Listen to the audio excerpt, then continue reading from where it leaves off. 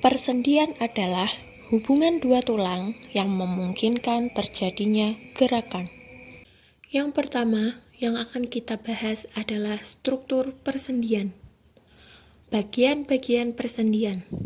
Yang pertama ada periosteum, yaitu lapisan luar tulang. Kemudian tulang yang membentuk persendian. Dan ada membran sinovial yang berfungsi membantu penyerapan makanan ke sel tulang. Selanjutnya, ada ligamen yang merupakan jaringan ikat. Fungsinya mencegah pergerakan sendi secara berlebihan. Dan ada kapsul sendi yang berfungsi untuk menahan ligamen. Ada ruang sinovial berisi cairan sinovial sebagai pelumas. Dan tulang rawan hialin yang berfungsi sebagai bantalan sendi agar tidak nyeri pada saat bergerak. Selanjutnya, kita bahas berdasarkan strukturnya. Tipe persendian itu ada 3 macam.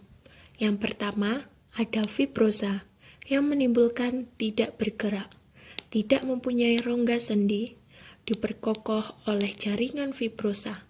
Contohnya pada tulang tengkorak. Selanjutnya ada kartilago, sedikit bergerak, tidak mempunyai rongga sendi, diperkokoh oleh jaringan kartilago, contohnya vertebrae. Dan ada sinovial, leluasa bergerak, memiliki rongga sendi, diperkokoh jaringan ikat ligamen dan kapsul sendi.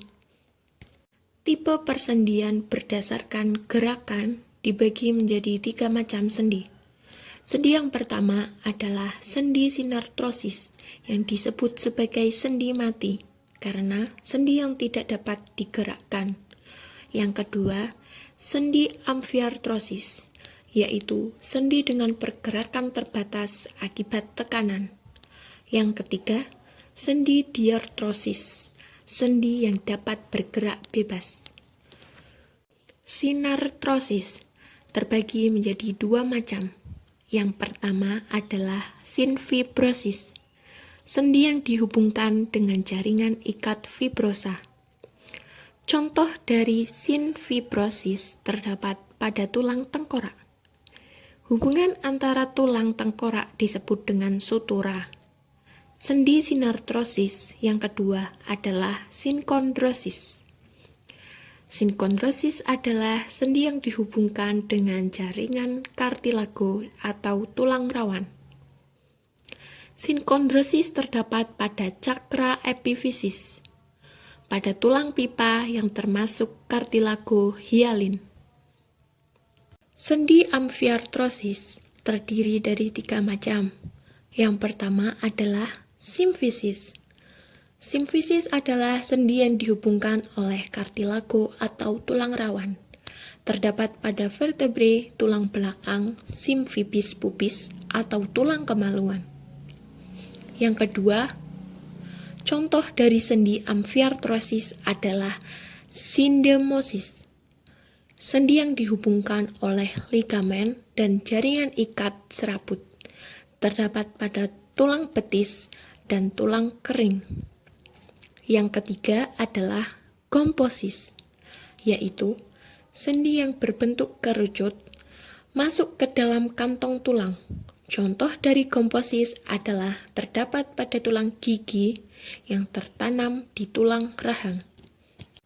Sendi diartrosis terdiri dari yang pertama ada sendi engsel, bergerak ke satu arah seperti pintu. Contohnya sendi pada siku, lutut, mata kaki, dan ruas jari. Yang kedua, ada sendi peluru. Gerakan bebas ke segala arah, berporos 3. Contohnya pada gelang bahu dan lengan atas, gelang panggul, dan tulang paha. Yang ketiga, ada sendi pelana. Bergerak bebas seperti orang mengendarai kuda, berporos 2. Contohnya, pergelangan tangan dengan telapak tangan dan jari tangan. Sendi diartrosis yang lain ada sendi putar. Sendi putar bergerak dengan pola rotasi dan memiliki satu poros. Contoh dari sendi putar adalah tulang atlas dan tulang tengkorak. Kemudian tulang hasta dan tulang pengupil. Sendi diartrosis selanjutnya adalah sendi luncur atau geser. Sendi ini merupakan gerakan menggeser, tidak berporos. Contohnya pada pergelangan tangan dan pergelangan kaki. Yang terakhir ada sendi elipsoid, yaitu gerakan ke kiri dan ke kanan, ke depan dan ke belakang, berporos dua. Contohnya, sendi antara tulang pengupil dan tulang pergelangan tangan.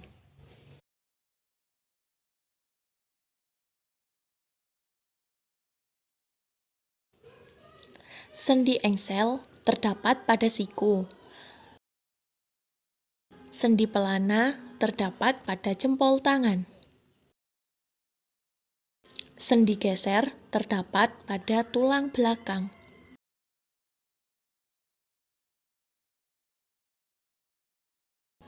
Sendi putar terdapat pada leher. Sendi peluru terdapat pada bahu lengan. Cukup sekian yang bisa saya sampaikan, kurang lebihnya mohon maaf. Terima kasih.